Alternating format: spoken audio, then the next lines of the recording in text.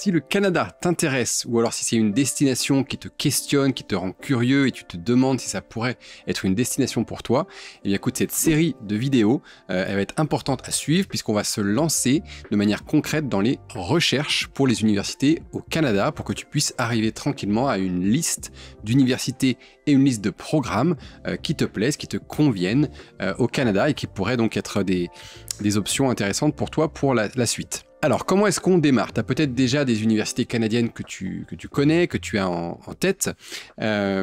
Si tu n'en connais pas trop, ou alors si tu n'en connais que quelques-unes, moi je te conseille d'aller explorer, d'aller voir d'autres options, peut-être des universités dont tu n'as pas encore entendu parler et qui sont excellentes, avec des programmes qui pourraient tout à fait t'intéresser. Donc c'est un petit peu important au début de démarrer en essayant d'élargir un petit peu tes horizons. Donc je dis toujours attention au classement universitaire, c'est un petit peu à prendre avec des pincettes, mais ça peut quand même te donner un petit peu des noms d'universités si tu cherches des noms qui sont prestigieux ou qui sont un peu connus, reconnus, soit au Canada si c'est un peu ton objectif de faire ta carrière sur place, ou hors du Canada si ton objectif c'est d'aller faire un deuxième cycle ou d'aller travailler ailleurs, tu peux quand même aller jeter un œil à ces classements. Donc les deux grands classements, c'est le Times Higher Education Rankings et le QS Education Ranking. Donc pour le QS Ranking, tu vois, tu as le classement global de tous pays confondus, mais tu peux choisir donc seulement un pays particulier. Donc là, on va mettre Canada et puis on va regarder ce qui ressort. Voilà, le top 3 qui est un peu toujours le même top 3 depuis maintenant longtemps, en termes de réputation en tout cas internationale, c'est UFT, l'Université de Toronto, McGill et puis au Québec et UBC en Colombie-Britannique, donc à Toronto, Montréal et Vancouver.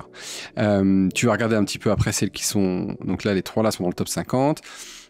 Ici, voilà, dans le top 150, après on a l'Université d'Alberta, l'Université de Waterloo, très connue notamment pour l'ingénierie, Western University, l'Université de Montréal, avec ses écoles affiliées, donc HEC Montréal, l'école de commerce, et Polytechnique Montréal, leur école d'ingénieur, l'Université de Calgary, McMaster, l'Université d'Ottawa, voilà, à peu près dans le top 200. Sur le Times Higher Education, on est sur quelque chose d'assez similaire, en tout cas le top 3 est similaire, dans le top 50, on a UFT, UBC et McGill. McMaster, là, vient ici en 4e position, Alberta en 5e, Université de Montréal et école affiliée en 6e, Waterloo, Ottawa, on retrouve un peu Calgary, Western University, on retrouve un peu les mêmes universités, voilà. Donc ça, c'est les noms, on va dire c'est une dizaine de noms ici qui ont un vrai prestige, une vraie reconnaissance internationale. Ça ne veut pas dire que les autres universités canadiennes ne sont pas bonnes, on a déjà parlé un petit peu dans l'introduction sur le Canada. Les universités canadiennes, parce qu'elles sont publiques, sont de grandes universités, sont très bien reconnues de manière générale. Donc il ne faut pas hésiter à ressortir un peu de ces classements. Si tu veux aller un peu plus en détail dans ces classements, dans différents domaines, et si tu veux aussi bien appréhender la reconnaissance de l'université et du diplôme au Canada même, je te conseille d'aller voir le site Maclean's. Tous les liens sont évidemment en description. Alors Maclean's, c'est le classement canadien, c'est un magazine canadien de référence qui chaque année va classer les universités. Donc tu vois par exemple dans leur classement interne au pays, on a Toronto UBC et c'est Waterloo qui est en 3e position. L'université de Waterloo qui est peut-être la meilleure université en termes d'ingénierie, de applied sciences, computer science au Canada. Alors peut-être que Waterloo, par exemple, serait moins connu en France que McGill, mais au Canada même, et même en Amérique du Nord, je dirais, Waterloo a un vrai prestige et est reconnu comme au top du top pour tout ce qui est applied sciences, ingénierie, computer science et ce genre de thématiques. Donc si l'objectif c'est... Alors, si tu es canadien, évidemment, si tu comptes rester en termes d'immigration, avoir une résidence permanente, rester au Canada longtemps, ou alors vivre en Amérique du Nord de manière générale, eh bien, il ne faut pas avoir peur à aller vers des universités comme Waterloo, comme McMaster, comme Queen's, comme l'Université d'Alberta, qui sont extrêmement bien reconnues dans leurs provinces respectives, mais également au Canada et en Amérique du Nord, même si parfois elles sont un petit peu moins connues hors de l'Amérique du Nord. Donc voilà, t'encourager à ne pas hésiter à aller voir différentes institutions. Donc tu vois ici, ils vont parler de la qualité. Donc ça, c'était les universités les plus prestigieuses. Ensuite, on a la top qualité, on a le même top 3. Hein, Waterloo, McMaster, on reste quand même sur un top 5 assez similaire. Mais voilà, tu pourras aller voir leur classement. Les universités les plus innovantes, c'est pareil, on a Waterloo là qui est en 2e position. On retrouve un peu les mêmes noms dans le top 5 avec l'université de Calgary, Queen's University, l'université d'Alberta, l'université de Montréal. Tout ça dans le top 10. Au niveau de leurs education ranking, à Maclean's, ils vont aussi avoir donc des classements par catégorie d'université. Donc, par exemple, si tu cherches une université qui est plus petite, qui est peut-être plus centrée sur le premier cycle, qui va peut-être te permettre d'être plus repéré en tant qu'étudiant, de sortir un peu plus du lot, peut-être d'être en tête de promo. Je pense par exemple à des élèves qui pensent à faire une graduate school après. Donc un 2e cycle universitaire, donc qui vont vraiment être pour qui la GPA, donc la moyenne va être très important au premier cycle. Et bien parfois, aller se concentrer sur une université qui est plus focus undergraduate, ça peut être une bonne stratégie. Et donc là, on voit Mount Allison, UNBC, St. Mary's, Bishops qui est au Québec, qui vont être dans le top de ces plus petites universités, plus centrées sur les premiers cycles. Après, on a les universités qui ont du premier cycle et du 2e cycle, ce qu'on appelle les Comprehensive Universities. Donc là, on a l'université de Waterloo, par exemple, qui est là, l'université de York, Simon Fraser, Victoria, Carleton, Guelph, par exemple. Et puis après, on a les universités avec des programmes médicaux, ou les grandes universités qui ont tous les programmes, qui sont souvent plus grosses, ou peut-être qu'il y a plus de recherche universitaire, ce qui fait que dans les classements internationaux, ils classent mieux. Mais par contre, en termes d'expérience étudiante, ça ne veut pas forcément dire que c'est mieux. Donc là, on retrouve le top 3, McGill, Toronto, UBC. On a McMaster, Université d'Ottawa, Alberta, Calgary, Dalhousie, Queen's, Université de Montréal, Laval, Western, voilà, Manitoba, Université de Sherbrooke. Tout ça dans le top 15, qui sont de ces grosses universités. Voilà. Donc, c'est sûr que le prestige international est souvent lié à ces institutions plus grandes parce qu'ils ont plus de recherche et donc de prestige. Mais en termes d'expérience, de taille des classes, de taille des amphithéâtres, de nombre d'élèves par enseignant, de qualité de la vie sur place, ça peut être très intéressant d'aller chercher d'autres profils également. Donc ils ont plein de petits classements qui peuvent être intéressants pour voir, par exemple, tu peux aller voir un budget par élève, par rapport à leur bibliothèque, par rapport au taux de satisfaction des élèves, voilà. Par rapport à taille dans les classes, ça peut être aussi important pour toi.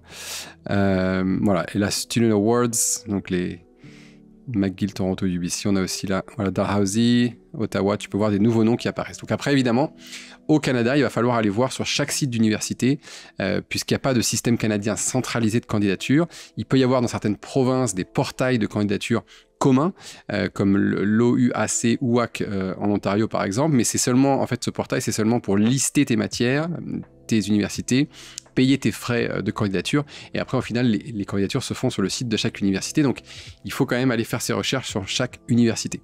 Alors, en dehors d'aller regarder, jeter un œil au classement, moi, ce que je te conseille de faire, c'est d'aller sur le site étudesuniversitaires.ca, qui est un très bon moteur de recherche pour trouver des programmes, notamment, qui t'intéressent.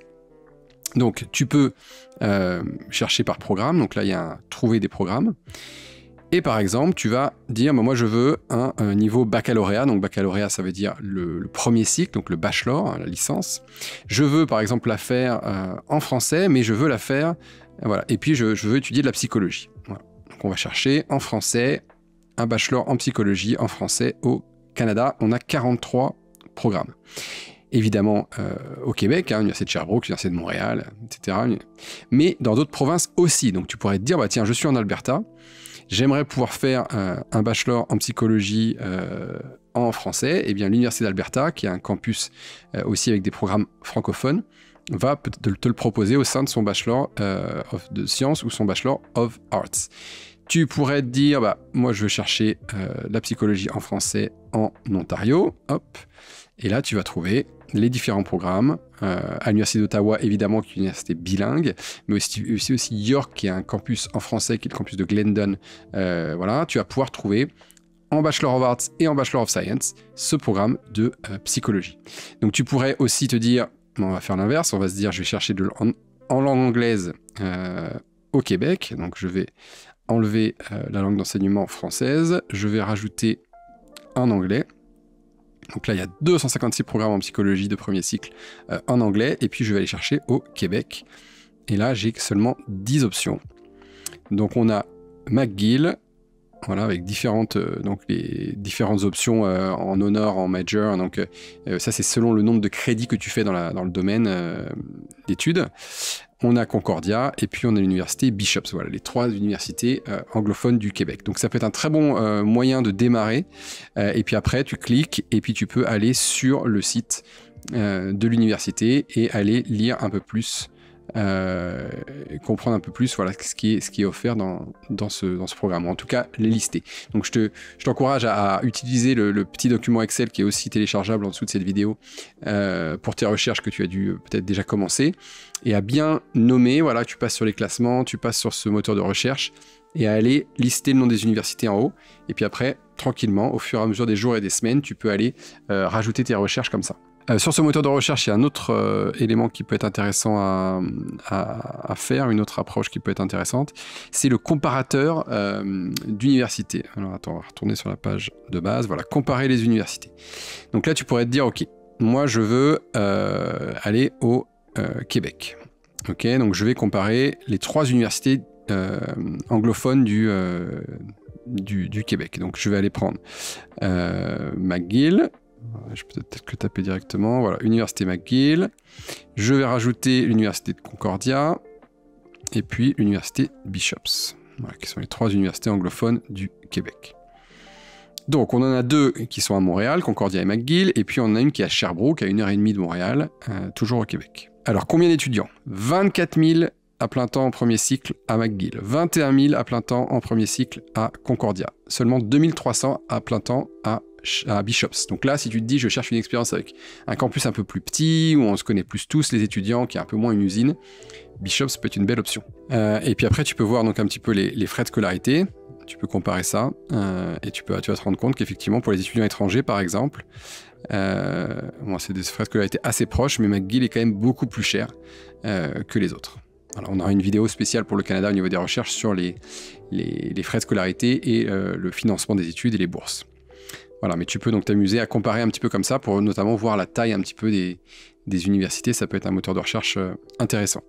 Voilà, et donc après, quand tu as commencé à lister, à trouver, à te dire bah, telle province m'intéresse, telle ville m'intéresse, tel programme m'intéresse, j'ai telle ou telle université qui commence à me parler, il va falloir aller sur le site de chaque université et prendre le temps de faire ces recherches un peu approfondi sur le site de chaque université.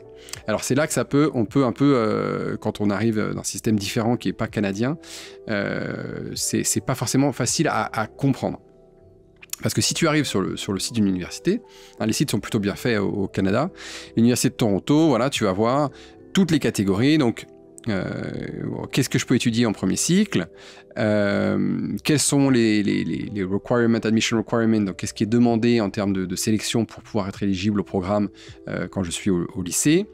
Pareil pour les étudiants internationaux, combien est-ce que ça va coûter, est-ce qu'il y a de l'aide financière, voilà, donc tu as tous ces liens accessibles assez facilement sur les premières pages des sites. Mais quand tu fais tes recherches donc, sur ce que tu veux étudier, c'est vrai que ça peut être un peu overwhelming, comme on dit. Donc, tu peux arriver là-dessus et puis undergraduate et voir tous ces programmes, différents campus, Saint-Georges, Mississauga, Scarborough, comment ça marche. Et c'est vrai que ça peut être un peu difficile de démarrer comme ça. Ce que je te conseille, c'est d'essayer de récupérer le bulletin PDF, donc le prospectus papier en fait, de l'université qui vient présenter le premier cycle. En général, ils ont des visuels qui sont plus faciles d'accès pour mieux comprendre les différents campus, comment sont structurées les choses. Donc je te donne un exemple, si tu tapes sur Google University of Toronto Undergraduate Program PDF, tu vas tomber sur leur prospectus le plus récent.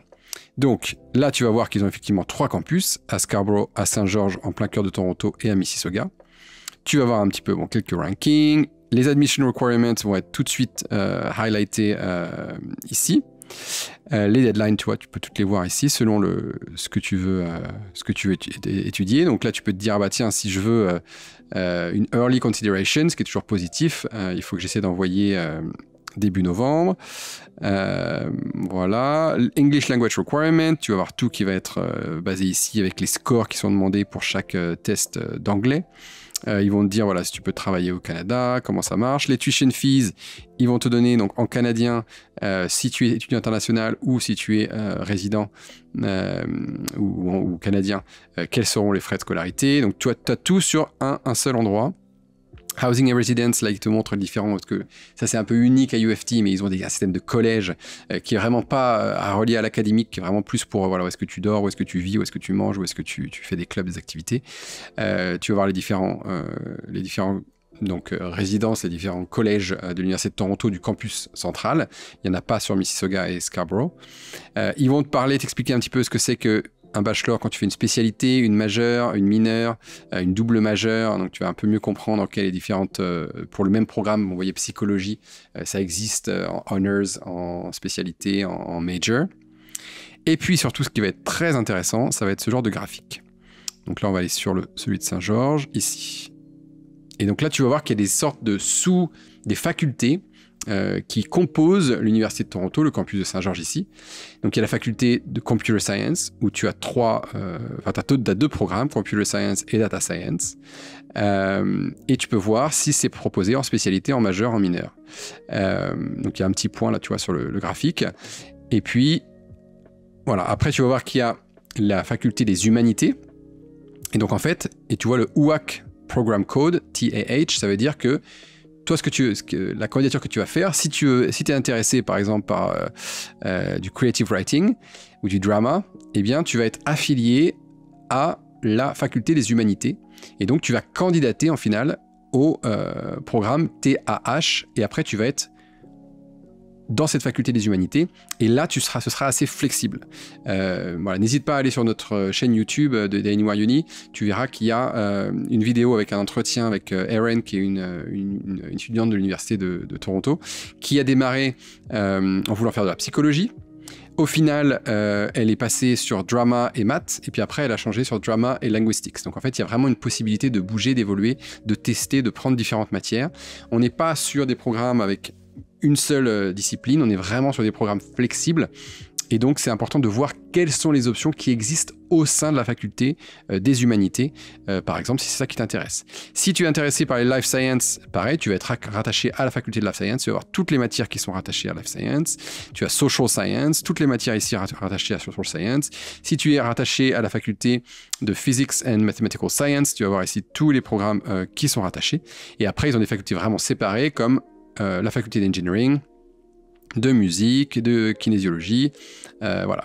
Donc, et tu vas pouvoir mieux comprendre, de business aussi, là, tu vas pouvoir mieux comprendre comment tout ça s'organise. Donc en fait, il faut bien que tu visualises ça comme ça.